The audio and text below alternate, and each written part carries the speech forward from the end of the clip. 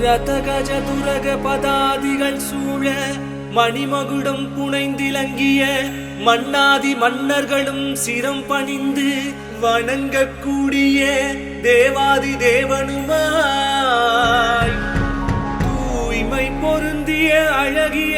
நவகண சுரர்களால் சதா பரிசுத்தர் பரிசுத்தர் பரிசுத்தரென ஆராதிக்கப்படுபவருமாய்